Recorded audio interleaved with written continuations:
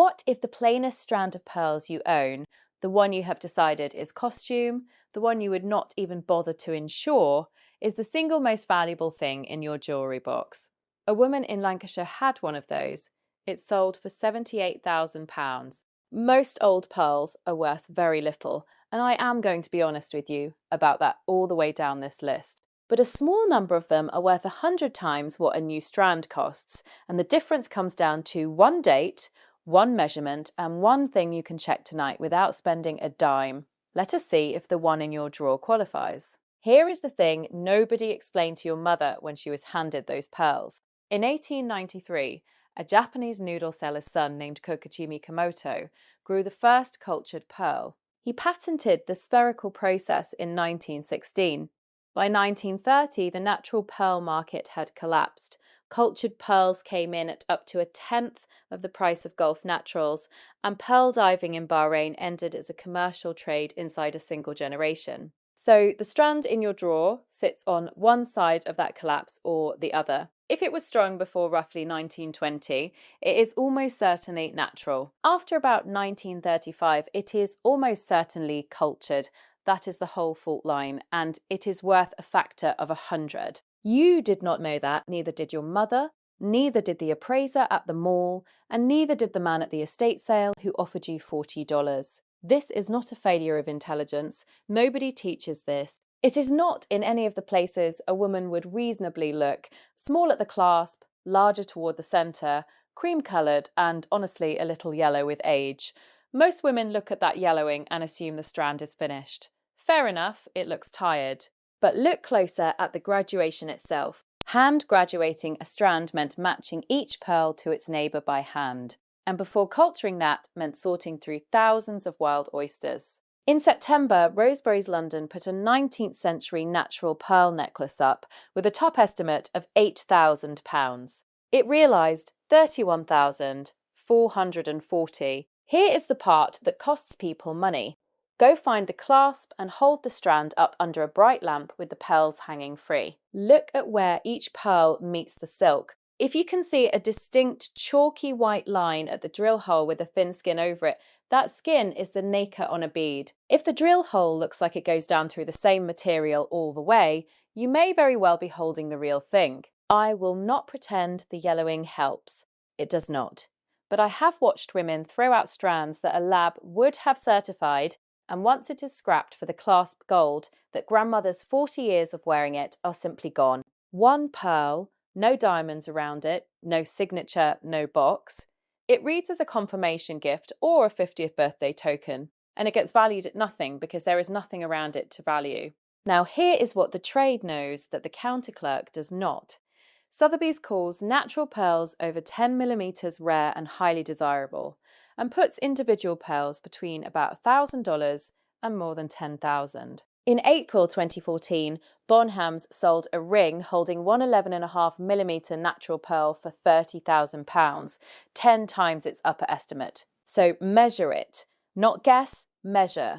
Lay the pearl on a ruler with millimetre marks, or better, borrow a cheap plastic caliper. 10mm is the line. Under 8, and I would temper your expectations considerably. Over 10, and you have a reason to keep reading. I have sat across a table while a woman was offered $100 for a pendant nobody had ever measured. She took it. That is what happens when the piece is small enough to feel unimportant. The pearls look ordinary. The clasp is the part that catches the eye, so that is where every appraisal starts and stops. Somebody quotes you on a bit of old platinum and some rose-cut diamonds. But here is what the price tag never said. Skinner sold an Art Deco necklace with natural pearls and a diamond clasp for over $140,000. The clasp is not the asset. The clasp is the receipt. A jeweller does not spend platinum mounting a clasp onto pearls he thinks are cheap. Turn the clasp over and look for a hallmark with a magnifier. If you find one, photograph it and write down every letter, exactly as stamped, before you show that necklace to anybody. Guy Schooling at Saunders says buyers worldwide are hunting certified natural pearls right now. Certified, that word is the whole market. Before we go to number 7, there is something about this category that most people never work out on their own. A pearl gives you almost nothing to look at, A diamond has a cut you can see, gold has a purity you can weigh, but two strands sitting side by side on the same velvet can differ in value by a factor of 100. And nothing about the surface tells you which is which. Nobody can see it. Not by eye, not the dealer either. What separates them is a set of small physical signals: the drill hole, the millimetre measurement, the mark on the clasp, the way an old silk knot sits, and a working knowledge of which decade made what.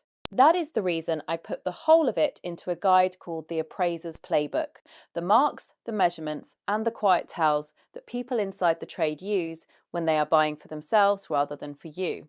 Laid out plainly enough to use standing at a kitchen table with the piece in your hand. However you are watching, it is easy to have. If you are on a television, pick up your phone and point the camera at the small square code on the screen. On a phone or a tablet, it is the first link directly under this video. Or just go to dianewhitemoor.com. That is dianewhitemoor.com. Now, back to the rankings. Lumpy, off-round, wrong. Somebody in the family had it set into a ring or a brooch, and everyone since has thought it looked like a mistake. That instinct makes sense. Symmetry is what we were taught to want, except that is not the whole story. In June 2024, Christie's sold a pair of natural baroque pearl earrings, 14.8mm, for $277,200. Baroque means irregular. Irregular means it was never shaped around a bead. So look at your odd one under a lamp and turn it slowly. You are looking for the surface to move, for luster that seems to sit a little way inside the pearl, rather than on it. Then set it beside a modern strand from a department store. Held together, the difference is usually obvious in about 4 seconds. Here is where family ignorance gets expensive. The odd-shaped ones are the first to be broken up because they never match the set, and the moment the piece is dismantled, the strand context that would have dated it is gone. The box is battered, the hinge is loose, and most people throw it away before they take the necklace to be looked at. It is just packaging. But look at what a specialist said out loud. Barry Weber appraised a 1905 platinum necklace with natural oriental pearls and about 7 carats of diamonds, made by Phelps and Perry of Maiden Lane, New York, embossed inside the original box, at $250,000. His words: "What makes this piece extraordinary is that it's authentic and in its original condition and in its original box." That family had it valued at $10,000 in 1988. Do this tonight. Open the box and hold it directly under a lamp, lid tilted, and read the silk lining for an embossed maker's name. The gilt has usually worn to a shadow you can only catch at an angle. That name dates the piece to a decade and a city. I will not pretend the box adds value on its own, it does not, but it is often the only surviving evidence of who made the thing, and it goes in the trash first. The perfectly matched strand, every pearl the same size, the same round, the same colour, the same glow. That perfection is the tell, and not the good kind. Matched perfection is the signature of culturing because a bead nucleus produces a predictable result. Wild oysters do not cooperate. Sotheby's says it plainly: finding natural pearls that match in size, colour, shape, and luster is extremely difficult, which is exactly why well-matched natural strands are so rare. So here is the honest number for the pretty strand. Skinner, an auction house, says cultured pearls under 10mm usually have quite low value on the secondary market. A pearl dealer in the UK publishes an offer for inherited strands, £40 as trade-in against something new. I respect you too much to soften that. Your test tonight is subtraction. Roll the strand across a dark cloth and watch for variation. Any pearl slightly off in size, in shape, in tone. Variation is the thing you want. If they are identical, you likely have a well-made cultured strand from a good decade, which is a lovely thing to own and not a payday, which is cultured by definition. The man invented culturing, so people conclude the signature cannot mean money. But here is the twist worth knowing. In September 2024, Bonhams sold a Mikimoto strand of 140 pearls at 12mm for $44,800. In June that year, a Van Cleef & Arpels cultured pearl sautoir from 1975 brought £38,400. Cultured, both of them. The name and the size did the work. Get out your ruler again and then check the clasp for the signature. Mikimoto marked its clasps, and so did Van Cleef. 12mm cultured pearls with a signature are a different animal from an 8mm unsigned strand. And I am going to foreshadow something here. The biggest miss in this whole category is still coming, and it is the plainest thing on the list. The tragedy is ordinary. Signed strands get restrung by a local jeweller who discards the original signed clasp because it is worn. The signature leaves with it: grey, brown, bronze, not white, so not real pearls in the family's mind, and usually assumed to be dyed. Here is what nobody tells you about colour. In April 2015, Christie's New York sold a 4-strand natural coloured pearl necklace, grey and brown, sizes from 4.9 to 12.65 millimetres, for $5.1 million. An SSEF report confirmed no artificial colour, grey and brown. A world record. Look at yours where the strand rubs. Dye concentrates at drill holes. And in the tiny surface pit, so under a lamp, a dyed pearl shows darker specks right at the hole. Even colour throughout. And you have grounds to ask for a lab report. I will not inflate this. Most dark strands you will find are dyed freshwater pearls, and they are worth very little. But nobody ever checks because the colour already convinced them. Somebody took out a section decades ago for earrings, for a child's bracelet, for a repair, and the strand has been wrong ever since. Incomplete, so worth less. Reasonable and wrong. Look at what happened to the Cowdray pearls.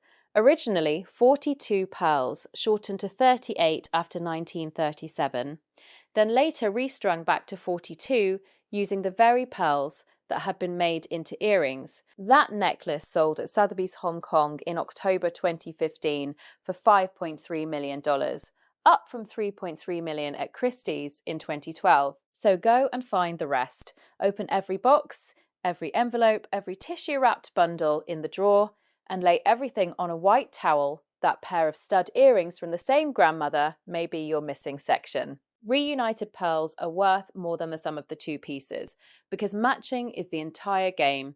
I have watched this cost real money.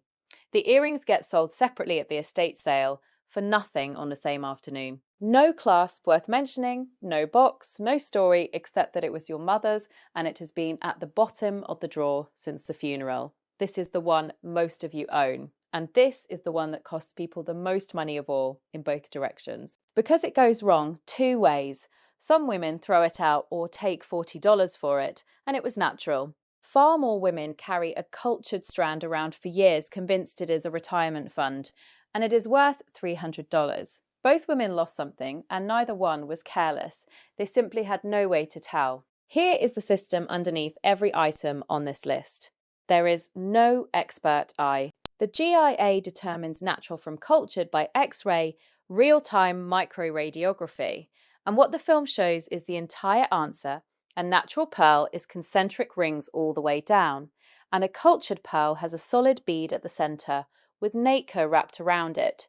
Concentric rings, or a core, that is it. That is the whole distinction that separates a $5 million necklace from a £40 trade-in. Which means every test I have given you tonight, the drill hole, the caliper, the hallmark, the die at the pits, the missing section, is not the answer. It is the decision about whether to pay for the answer. That is what the trade actually does. And the plain strand is the best candidate you own, because plain means old, and old means nobody bothered to restring it, and unrestrung means the silk and the knots and the clasp are still telling the truth about when it was made.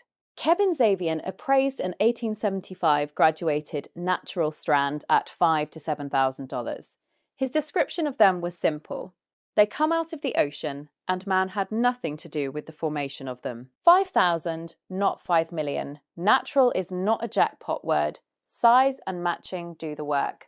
But 5,000 for something you were about to give away is a real number in a real life. Before you clear out one drawer, before you accept one offer, before you let anybody tell you what your mother's pearls are not, get a ruler and a lamp and look at them yourself. Measure the largest pearl, look at the drill hole, read the clasp. The strand in your drawer sits on one side of 1920 or the other, and everything follows from that. If this gave you one thing to check tonight, tap the like button. That is the only reason a video like this reaches the next woman holding a jewellery box she has not opened in 20 years. Subscribe if you want to know what the piece is worth before somebody at a table makes you an offer, because that is what this channel does, one category at a time. And tell me in the comments what you have got, not just what it is, who it came from, whose neck it was on. I read every single one of them, and the stories are the best part of doing this. Do not sell before you check.